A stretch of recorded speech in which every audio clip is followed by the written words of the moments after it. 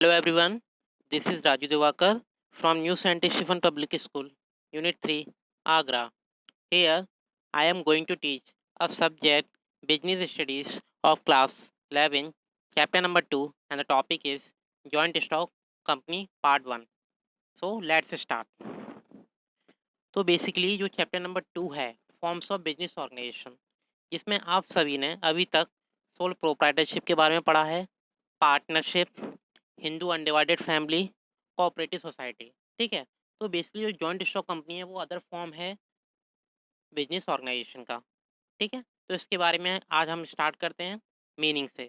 The company form of organisation is considered to be most suitable for organising business activities on a large scale. जब कोई business activities को large scale पर start करना हो या किसी बिजनेस को लार्ज स्केल पर सेटअप करना हो, तो हमारे सामने बेस्ट चॉइस होती है जॉइंट स्टॉक कंपनी, जो कि अदर फॉर्म है बिजनेस ऑर्गेनाइजेशन का। ठीक है, it has advantage of attracting huge capital from the public. Obviously ये एक ऐसा बिजनेस का फॉर्म है जो अट्रैक्ट करता है लार्ज कैपिटल को। ठीक है, ऑब्वियसली इस बिजनेस को स्टार्ट करने के लिए लार्ज कैपिटल की ज़रूरत पड़ती है। With adequate capital it can employ trained and experience manager to run the business activities efficiently. जैसा कि आप सभी ने सोल प्रोप्राइटरशिप बिजनेस या पार्टनरशिप बिजनेस में पढ़ा था कि वहाँ हम क्या करते थे, जो भी एक्सपीरियंस एंड ट्रेंड प्रोफेशनल्स को हम हायर नहीं करते थे। क्यों नहीं करते थे? क्योंकि वहाँ कहीं न कहीं लिमिटेशन थी कैपिटल की। और जो जॉइंट स्टॉक कंपनी है, यहाँ लिमिटेशन नहीं है कैपिटल की, क्योंकि यहाँ बहुत सारे मेंबर्स होते हैं। ठीक है? मोर देन 1000 मेंबर्स भी हो सकते हैं।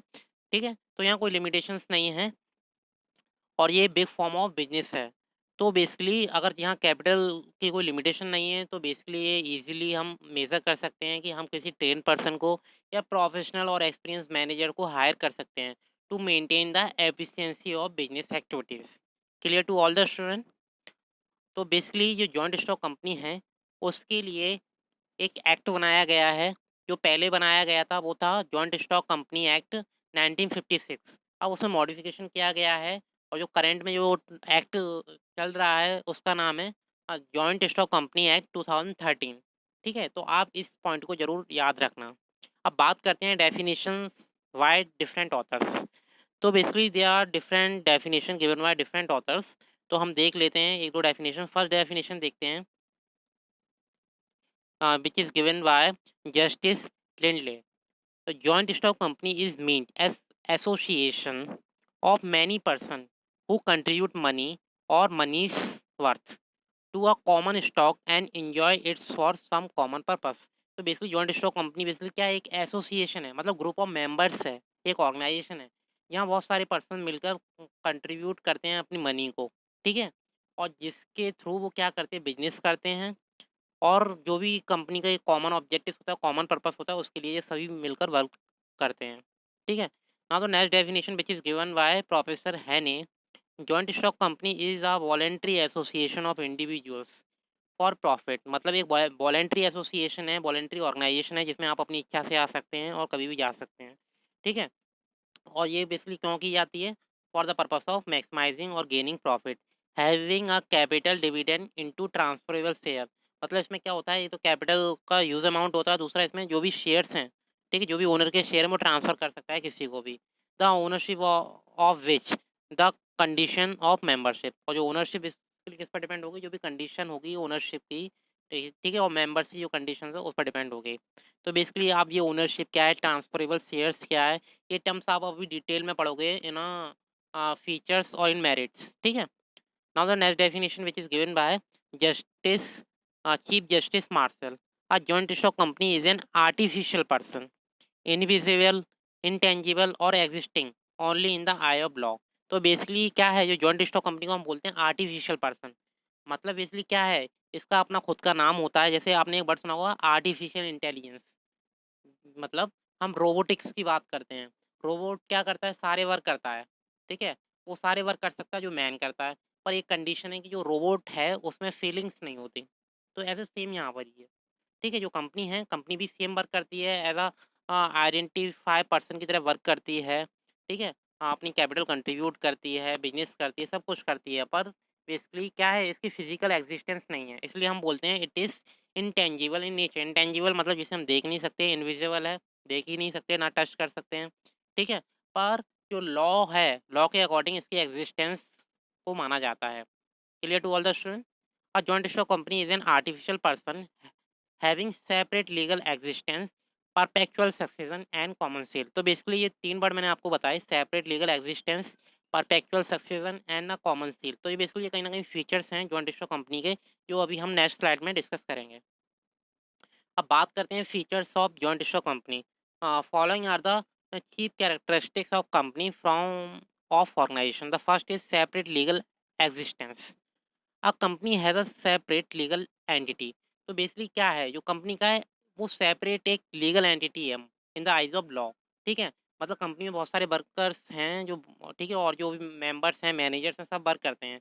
तो कंपनी की सेपरेट लीगल एग्जिस्टेंस अपनी अलग है, और जो इंडिविजुअल पर्सन है उनकी एग्जिस्टेंस अलग है, ठीक है? जस्ट एग्जांपल, जैसे मान लो अगर कोई केस कंपनी पर होता है, ठीक है? तो उनके जो मेंबर हैं वो उसके लिए लायबल नहीं है, मतलब वो मेंबर्स पर केस नहीं होगा, वो ओनली कंपनी पर केस होगा, और कहीं न कहीं कंपनी को बंद भी कर सकते हैं। और मान लो किसी मेंबर पर केस होता है, तो वो कंपनी पर केस नहीं माना जाएगा, ठीक है? तो जो भी पेनल्टी मिलेगी वो कंपनी को ना मिलके किसी मेंबर्स को मिल सकती है, ठीक है? अ कंपनी कैन कैरी और a business in its own name. It can buy or sell assets in its own name, and it can enter into contract with outsiders in its own name.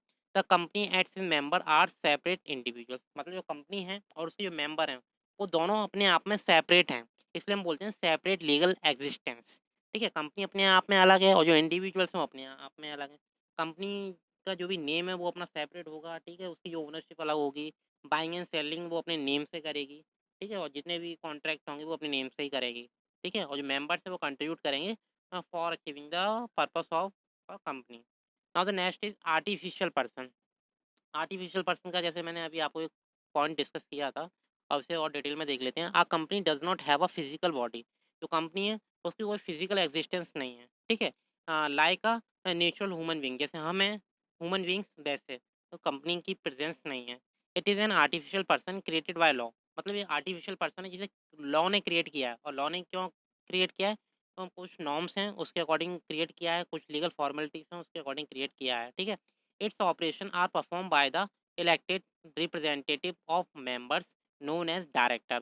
और basically जो भी head members होता है इस company का उसे हम बोलते हैं बोर्ड ऑफ डायरेक्टर्स, ठीक है? Although business is run in the same name of the company, और जो बिजनेस है वो कंपनी के नेम से रन करता है। Now the next is registration. It is legally compulsory for a company to get itself registered under the Companies Act 1956, or now in a current Company Act 2013. Without registration, no company can come into existence। जैसा आपने sole proprietorship की बात की थी, वहाँ कोई किसी भी तरीके का रजिस्ट्रेशन कराना कंपलसरी नहीं था। पार्टनरशिप में रजिस्ट्रेशन हम करा सकते हैं, पर वहाँ भी ऑप्शन था, ठीक है? मतलब ऑप्शनल था registration, you can do it और नॉट। बट अगर आप कंपनी के मेंबर बनना चाहते हैं, उसके पार्टनर बनना चाहते हैं, ठीक है? उसके शेयर को परचेज़ करना चाहते हैं, तो आपको कहीं न कहीं जो भी कंपनी सेक्ट 2013 है, उसके अकॉर्डिंग आपको रजिस्टर कराना पड़ेगा, ठीक है? Now the next feature is perpetual succession. A company has continue existence independence of its member. मतलब कंपनी अपने आप में इंडिपेंडेंट है, ठीक है? A company is created by law and only law can bring an end to its existence. Basically जो भी company है उसकी जो शुरुआत है और उसका जो अंत है, दोनों लॉ के अकॉर्डिंग किया जाएगा, ठीक है? मतलब कुछ लीगल फॉर्मेलिटीज़ के अकॉर्डिंग इसकी स्टार्टिंग भी होती है और इसका एंड भी लीगल फॉर्मेलिटीज़ के अकॉर्डिंग ही होता है। द डेथ, इंसॉल्वेंसी और incapability of any member does not affect the existence of company. Just suppose अगर कोई मेंबर है जो कंपनी को छोड़ के चला जाता है या कभी भी आ जाता है, या मान लो किसी भी मेंबर्स की डेथ हो जाती है, इंसॉल्वेंट हो जाता है, तो उसका कोई किसी भी तरीके का कंपनी की जो भी बिजनेस एक्टिविटीज़ है, ठीक है, या ऑपरेशन है, उस पे इफेक्ट नहीं पड़ेगा, क्योंकि all you know that the member of company is more than 200, और इट कैन बी 100 और मोर देन 100, ठीक है? तो अब हम बताएँगे बेसिकली जो मेंबर्स हैं, बेसिकली अगर यहाँ मैं आपको क्लियर कर देता हूँ, बेसिकली कंपनीज़ हैं वो 2 तरीके की होती हैं, जो प्राइवेट कंपनी होती हैं, दूसरा पब्लिक कंपनी होती हैं। जो पब्लिक कंपनी है उसके जो मिनिमम मेंबर्स हैं, ठीक है, कम से कम होते हैं 7 मेंबर्स। मतलब पब्लिक कंपनी का अगर मेंबर बनना है तो वहाँ लिमिटेशन क्या है, मिनिमम 7 मेंबर्स होने चाहिए। और हम मैक्सिमम की बात करें तो देयर इज़ नो लिमिट, ठीक है? इट कैन कितने भी हो सकते हैं। पर हम जब बात करते हैं प्राइवेट कंपनी की, तो लिमिटेशन है 2 मेंबर्स की, कम से कम 2 मेंबर्स का होना ज़रूरी है इन केस ऑफ प्राइवेट कंपनी। और इन केस ऑफ अगर हम बात करते हैं प्राइवेट कंपनी, मैक्सिमम मेंबर की लिमिट क्या है 200, मोर देन 200 नहीं होनी चाहिए। ठीक है, 200 और उससे कम हो सकते हैं मैक्सिमम के केस में। तो क्लियर हो गया होगा आपको प्राइवेट के केस में कितने मेंबर्स की नीड पड़ती है और पब्लिक के केस में कितने की नीड पड़ती है।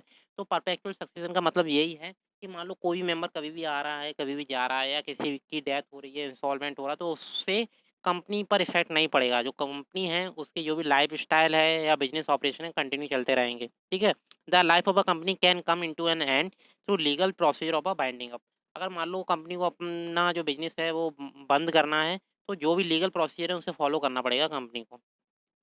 Now the next feature is common seal.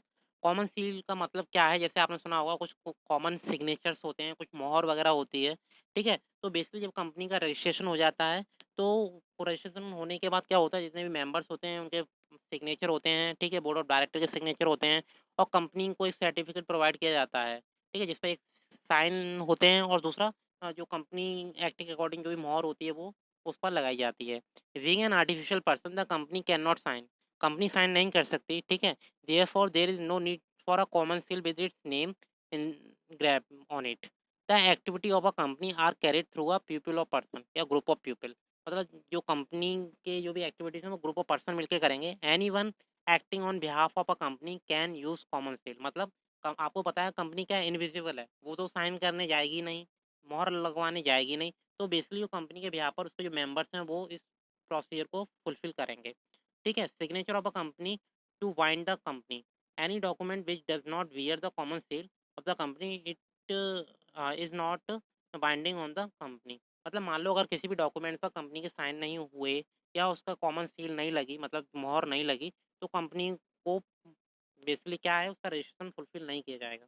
तो बेसिकली कॉमन सील का मतलब यही है कि कंपनी को अगर मेंबर बनना है और अपना बिजनेस स्टार्ट करना है, तो उससे कुछ सिग्नेचर्स, कुछ डॉक्यूमेंटेशंस और मोहर का लगवाना कंपलसरी होगा। ठीक है, now the next is transferability of shares. Basically जैसे आपने इसका मतलब क्या है कि जो भी मेंबर हैं कंपनी के वो अपने शेयर्स को ट्रांसफ़र कर सकते हैं किसी भी अदर मेंबर को।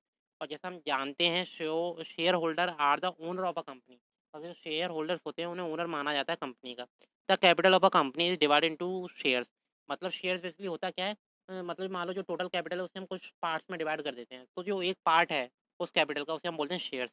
ठीक है, जस्ट एग्जांपल, जैसे मान लो कैपिटल हमारी 100 है। ठीक है, तो अब हमने उसके 10 पार्ट्स कर दिए, तो 10 पार्ट्स कर दिए तो उसमें मतलब मान लो जो एक पार्ट हुआ वो शेयर्स हुआ। ठीक है, the share of the company are freely transferable by its member. जो मेंबर है वो मतलब फ्रीडम के साथ इसे ट्रांसफर कर सकते हैं किसी को भी। Are share holder is free to withdraw his membership from the company by selling his share. मतलब जो शेयर होल्डर है वो क्या कर सकता है, अपनी मेंबरशिप को विदड्रॉ कर सकता है, और किसके थ्रू, कि अपने जो शेयर हैं वो सेल आउट करते। The share of private limited company can not be easily transferable. मतलब जो पब्लिक कंपनी है वो अपने शेयर्स हैं वो इजीली ट्रांसफ़र कर सकती है, पर प्राइवेट कंपनी के केस में कुछ रेस्ट्रिक्शंस होती हैं। ठीक है, जिसकी वजह से वो शेयर ट्रांसफ़र करने में डिफ़िकल्टी को फेस करती है। Now the next feature is separation of ownership and control. The company from of business is owned by the share holders. मतलब जो बिजनेस की जो ओनरशिप होती है वो शेयर होल्डर्स के हैंड ओवर होती है। These shareholders elect their representative who are called board of director of a company। अब बेसिकली क्या होता है, कंपनी में बहुत सारे मेंबर्स होते हैं, तो वहाँ वोटिंग सिस्टम होता है। ठीक है, और वोटिंग सिस्टम क्यों होता है कि वहाँ का जो बोर्ड ऑफ डायरेक्टर है उसका सिलेक्शन के लिए, तो सारे मेंबर्स क्या करते हैं, वोटिंग करते हैं, और लास्ट में एक बोर्ड ऑफ डायरेक्टर को चूज़ किया जाता है। तो डायरेक्टर क्या करता है, मैनेज करता है एंड कंट्रोल करता है जो भी एक्टिविटीज़ हैं वहाँ पर कंपनी की। ठीक है, उसके लिए। और बेसिकली जो डायरेक्टर होता है वो प्रोफेशनल एक्सपर्ट्स होता है। अब मैं आपको एक क्लियर कर दूँ, बेसिकली पब्लिक के जो पब्लिक कंपनी है उसके केस में जो मिनिमम लिमिट है डायरेक्टर्स की वो कितनी है, 3। मतलब कम से कम 3 मेंबर हो सकते हैं, प्राइवेट कंपनी के केस में नहीं, पब्लिक कंपनी के केस में। अगर हम बात करें प्राइवेट कंपनी के केस में, तो जो मेंबर हैं वो होते हैं बोर्ड ऑफ डायरेक्टर, मतलब 2 होते हैं। ठीक है, तो अभी मैंने आपको क्या बताया, जो डिफरेंस बताया on the basis of board of director. Private company के केस में 2 हो सकते हैं, और पब्लिक के केस में होते हैं 3। Now the next feature is limited liability. The liability of a member of a company is limited to the extent of their share capital contributed in the company। मतलब जो liability है मतलब जो members हैं उसके कंपनी के, उन सभी की जो लाइबिलिटीज़ है वो क्या है, लिमिटेड है। और लिमिटेड कब तक है, जितने भी उन्होंने शेयर कंट्रीब्यूट किए हैं और जितनी कैपिटल वो कंट्रीब्यूट किए कंपनी में।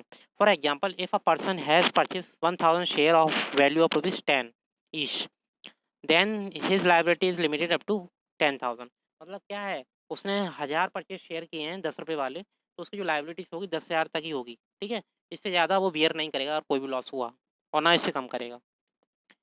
अब बात करते हैं merit and advantage of joint stock company. तो बेसिकली अब आपको सारे फीचर्स क्लियर हो गए हैं जॉइंट स्टॉक कंपनी के, जिसे हम शॉर्ट में बोलते हैं कंपनी। ठीक है, अब बेसिकली जो है मेरिट है वो उसी के बिहाफ पर बनाए गए हैं। ठीक है, और कुछ ना कुछ जो मेरिट हैं वो रिपीटेड हैं। जैसे आपने फर्स्ट की बात करते हैं लिमिटेड लाइबिलिटी, तो बेसिकली अब ये आपको क्लियर हो गया होगा। The liability of member of a company is limited to the extent of their shares capital contributed in the company. मतलब जो शेयर होल्डर्स ने अपनी कैपिटल कंट्रीब्यूट की है वहीं तक ही उनकी लाइबिलिटीज होगी। The liability limited liability attract many people to invest their money in the company from of business. और बेसिकली लिमिटेड लाइबिलिटी का कॉन्सेप्ट ही अट्रैक्ट करता है बहुत सारे शेयर होल्डर्स को कि वो इन्वेस्टमेंट करें इस कंपनी में। As in case of loss, the creditor can not have claim over the personal property. अगर मान लो कोई लॉस हो जाता है तो जो क्रेडिटर हैं वो क्लेम नहीं कर सकते पर्सनल प्रॉपर्टीज को, वो ओनली क्लेम कर सकते हैं जो भी बिजनेस की प्रॉपर्टी है उससे। अब सेकंड एडवांटेज की बात करते हैं, transfer of interest. Transfer of interest का मतलब क्या है, the share of a company can be easily brought and sold in the market. मतलब इजिली हम बाय कर सकते हैं और इजिली क्या कर सकते हैं, सेल आउट कर सकते हैं। If the owner of a share is in need to cash, he can easily sell the share and get cash. ठीक है, मतलब नीड पड़ेगी तो वो क्या कर सकता है, अपने शेयर को सेल आउट कर सकता है और उसके रेफरेंस में उसे कैश मिल जाएगा। The easy transferability of share bring liquidity of investment. ठीक है, अगर आप मान लो किसी भी शेयर को ट्रांसफरेबल करोगे तो उससे क्या जनरेट होता है, कैश जनरेट होता है, जो कि किसका पार्ट है, लिक्विडिटी का पार्ट है। लिक्विडिटी मतलब जिसे हम कैश में कन्वर्ट कर सकते हैं। At any time, the share investment can be converted into cash and the same amount can be used to buy the share of other company। मतलब जो शेयर है उसे हम कैश में कन्वर्ट कर सकते हैं और जो कैश में कन्वर्ट करने के बाद हम किसी भी अदर कंपनी के शेयर को परचेज कर सकते हैं। तो ट्रांसफर ऑफ इंटरेस्ट मतलब किसी भी शेयर को ट्रांसफर कर रहे हैं तो उसके पीछे हमारा क्या इंटरेस्ट छुपा हुआ है, बाय करना है, सेल करना है या any other purpose. Now the next advantage is perpetual existence. The company from of business enjoy perpetual succession. जैसा मैंने आपको बताया था कि जो कंपनी की जो एग्जिस्टेंस है, ठीक है, वो क्या होती है, कंटिन्यू रहती है। As its separate existence it is a form by law and end by legal procedure of binding up only. मतलब मान लो जिसकी जो स्टार्टिंग लॉ के द्वारा होती है और एंड भी इसका लॉ के द्वारा ही होता है। ठीक है, अब मान लो किसी की डेथ हो जाती है, इंसॉल्वेंट हो जाता है या अदर केस हो जाता है तो उसका इफेक्ट कंपनी पर नहीं पड़ेगा। इसलिए हम बोलते हैं परपेचुअल एग्जिस्टेंस। मतलब इसकी जो एग्जिस्टेंस है वो बनी रहती है और बिजनेस जो भी कंपनी का जो बिजनेस है वो कंटिन्यू चलता रहता है। Now the next is growth and expansion. अगर हम बात करें सोल प्रोप्राइटरशिप की, तो वहाँ एक ही पर्सन होता है, उसके लिए अपने बिजनेस का एक्सपेंशन करना या ग्रोथ करना डिफिकल्ट हो जाता है क्योंकि उसके पास लिमिटेड रिसोर्सेज हैं, लिमिटेड कैपिटल है। पर अगर हम कंपनी की बात करें तो यहाँ लिमिटेड कैपिटल नहीं है, कैपिटल ह्यूज अमाउंट में होती है, रिसोर्सेज भी ज़्यादा हैं।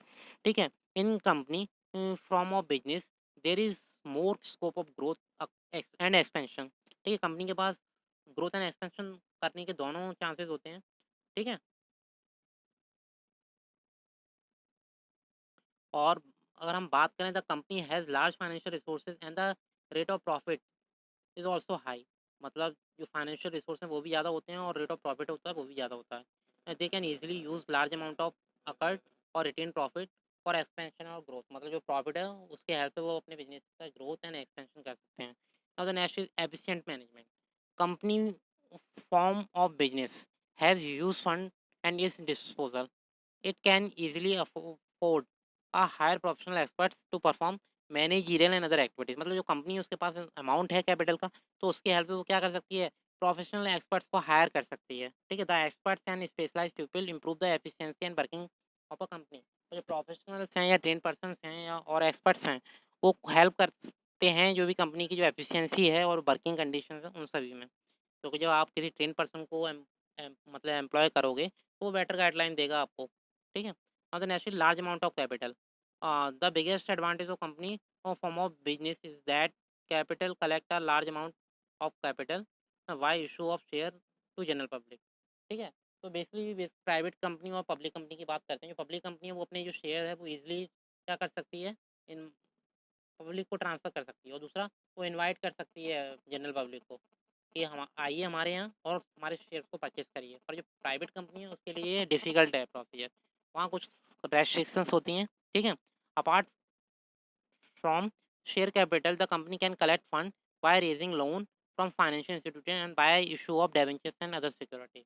तो बेसिकली जैसे शेयर्स होता है वैसे ही डिबेंचर्स होता है, इसके बारे में हम डिटेल में पढ़ेंगे, ठीक है? तो बेसिकली ये क्या है, ये सोर्सेज़ हैं कहीं न कहीं कैपिटल को जनरेट करने के। Clear to all the students? अब बात करते हैं demerit and disadvantage of a company. The following are the main limitations of a company organisation. The first is complexity in formation. तो बेसिकली जो कंपनी है उसका जो फॉर्मेशन करना बहुत डिफिकल्ट है, क्योंकि यहाँ बहुत सा पहले तो आपको पता है कि जो कंपनी का रजिस्ट्रेशन कराना कंपलसरी है। फर्स्ट फॉर्मेलिटीज़ तो ये हो गई। दूसरा क्या है, यहाँ बहुत सारी लीगल फॉर्मेलिटीज़ को फॉलो करना पड़ता है, कुछ डॉक्यूमेंट्स को यूज़ करना पड़ता है, certificate of origin, certificate of commitment, बहुत सारे सर्टिफिकेट्स होते हैं जो बनवाने पड़ते हैं।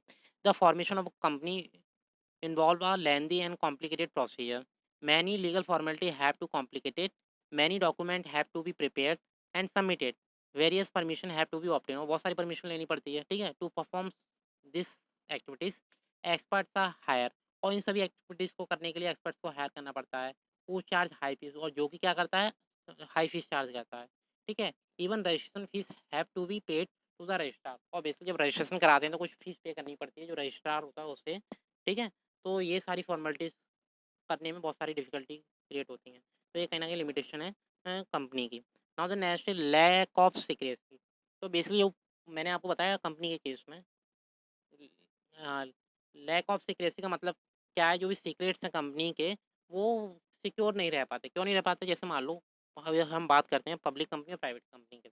पब्लिक कंपनी के लिए कंपल्सरी है कि जो भी उस वो वर्किंग कर रही है और जो भी एनुअल रिपोर्ट प्रिपेयर की जाती है, एनुअल रिपोर्ट बेसिकली क्या होता है, साल भर के अंत में कंपनी क्या करती है, अपनी परफॉर्मेंस के बेसिस पर एक रिपोर्ट तैयार करती है, और उसके लिए कंपल्सरी है, पब्लिश करना कंपल्सरी है कि वो शो ऑफ करे किसी जनरल पब्लिक के सामने, ठीक है? जिससे पब्लिक क्या कर सके, वो सारी मतलब एक्टिविटीज़ उसे एनालाइज़ कर सके और उसी बिहाफ़ पर शेयर परचेज़ कर सके। पर प्राइवेट कंपनी के लिए ये कोई कंपल्सरी नहीं है, ठीक है? उनके लिए बहुत सारी रेस्ट्रिक्शंस हैं। तो बेसिकली और दूसरा क्या है कि मेंबर्स बहुत सारे हैं कंपनीज़ के अंदर, तो बेसिकली यहाँ क्या है, बहुत सारे मेंबर जो सभी के बीच में कुछ ना कुछ जो सारे सीक्रेट हैं वो शेयर करने पड़ते हैं। तो हम कह सकते हैं कहीं न कहीं सीक्रेसी की लिमिटेशन यहाँ देखने को मिलती है। Clear? Now the next is impersonal work environment. Company is not managed by owner, but it is managed by the professional manager. मतलब कोई ओनर कंपनी को मैनेज नहीं करता, और कौन मैनेज करता है? जो भी प्रोफेशनल मैनेजर्स होते हैं वो इसे मैनेज करते हैं। This manager get salary for their services, so there is no direct relation between the effort and reward. तो बेसिकली जो मैनेजर्स हैं, जो भी एक प्रोफेशनल, उन्हें उनके सर्विस के रेफरेंस में उन्हें सैलरी मिल जाती है, ठीक है? तो जो ओनर है और जो मैनेजर्स हैं उनके बीच में डायरेक्ट रिलेशन नहीं होता, ठीक है? क्योंकि आपको पता है बहुत सारी कंपनी बहुत बड़ी होती है, बहुत सारे जो भी वर्कर्स हैं और बहुत सारी मैन पावर है, ठीक है? तो उनका प्रॉपर इंटरेक्शन नहीं हो पाता। The increase in companies profit will not increase the income of manager. और मान लो कंपनी का प्रॉफिट इंक्रीज हो रहा है, इसका मतलब ये नहीं है कि जो मैनेजर की इनकम है वो इंक्रीज हो रही है। Hence there is lack of motivation and incentive to perform activities. तो मान लो, अगर मान लो कंपनी का प्रॉफिट इंक्रीज हो रहा है और मैनेजर को उससे कोई रिवार्ड नहीं मिल रहा है, मान लो उसे सैलरी पहले भी जितनी मिलती थी उतनी अभी मिल रही है, तो बेसिकली क्या है, जो मैनेजर्स हैं वो कहीं ना कहीं डिमोटिवेट हो जाते हैं, और वो क्यों हो जाते हैं? क्योंकि उन्हें कुछ ना कुछ इंसेंटिव नहीं मिल रहा, ठीक है? Now the national numerous regulation or the company form of business has to comply with various legal formality at different stage, and there is penalty if company fails to meet any of the formalities. तो basically क्या है, बहुत सारे rules and regulation है जिसे company को follow करना पड़ता है at the time of registration. हर किसी फॉर्मेलिटीज़ को कंप्लीट करने में मान लो कंपनी मिस कर देती है, तो उसे कुछ पेनल्टीज़ को भी फेस आउट करना पड़ता है। Clear? A company has to file return an annual report with the registrar. और कंपनी फिर फाइल करती है जो भी रजिस्ट्रार हैं उन्हें। The legal interference in day to day operation result in lack of secrecy and a lot of time and money spend. और basically जो सीक्रेट्स हैं वो सिक्योर नहीं हो पाते, टाइम भी वेस्ट होता है इन चीज़ों में। Now then delay in decisions. Basically in company organisation all the important decision are taken in the board meeting, ठीक है? मतलब बोर्ड की मीटिंग होती है, उस मीटिंग में ये डिसीजन लिए जाते हैं, और आफ्टर कंसल्टिंग वेरियस पर्सन। और मीटिंग होने के बाद जो डिफरेंट कंसल्टिंग पर्सन हैं उन सभी से मतलब डिस्कशन किया जाता है। Any one decision are taken this have to be communicated to various one, which is gain a lengthy process as a large number of people are working in a company at different level. Basically company में बहुत सारे levels होते हैं, top level होता है, middle level होता है, lower level होता है। टॉप लेवल में जो भी एक्सपर्ट्स होते हैं वो वर्क करते हैं, मिडिल में जो जितने जितने भी एग्जीक्यूटिव होते हैं वो वर्क करते हैं, ठीक है, चीफ एग्जीक्यूटिव ऑफिसर होते हैं। और जो लोअर लेवल है वहाँ वर्कर हैं और एम्प्लॉय वो वर्क करते हैं। तो बेसिकली ये डिसीजन लेने में डिले क्यों होती है, क्योंकि हर किसी से उनकी पर्सनल राय ली जाती है, ठीक है, उसके यहाँ पर क्या होता है, लास्ट फाइनल डिसीजन लिया जाता है। तो जिसकी वजह से क्या होता है, किसी भी डिसीजन को लेने में डिफ़िकल्टी क्रिएट होती है। और बेसिकली कुछ लीगल फॉर्मेलिटीज़ हैं, कुछ लीगल प्रोसीजर जिसे कंपनी को फॉलो करना पड़ता है, जिसकी वजह से टाइम ज़्यादा लग जाता है। Now then is oligarchic management. अब बेसिकली इसका मतलब क्या है? Although we say that there is a democratic setup in the company form of business, but there is a democratic setup exists only on paper।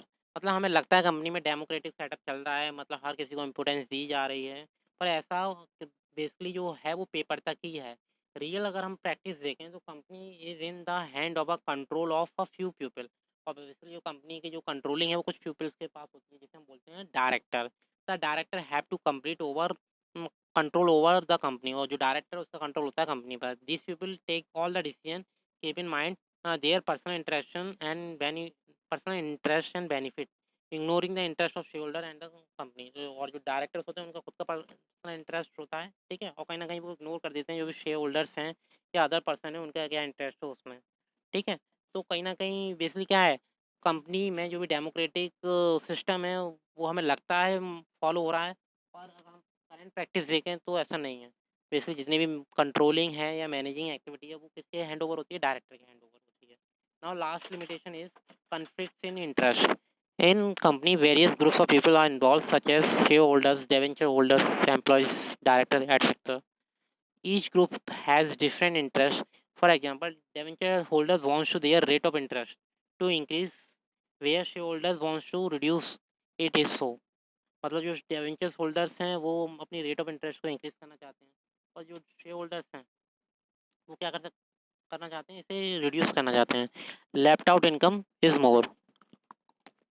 There is a person possibility of conflict between various group. मतलब मान लो group है कोई भी, और वहाँ group में हर किसी की राय ली जाती है, और मान लो एक का अगर हमने डिसीजन मान लिया तो जो अदर पर्सन है वो कहीं ना कहीं क्या होंगे, डिसअपॉइंट हो जाएंगे, जिसकी वजह से कन्फ्लिक्ट अराइज होता है और डिस्प्यूट अराइज होता है। इसे सॉल्व करना बहुत डिफिकल्ट हो जाता है, ठीक है। अब बात करते हैं लास्ट में कंफ्यूजन की। On comparing the merit and demerit of a company form of business, we can conclude that company is a suitable for a few heavy or basic industries, large scale operations business which required use fund and involve heavy risk। So student, I hope all of you understand this topic. It is very interesting topic for the purpose of exams. So you have to focus on it. If you have any query, you can ask to me. Thank you.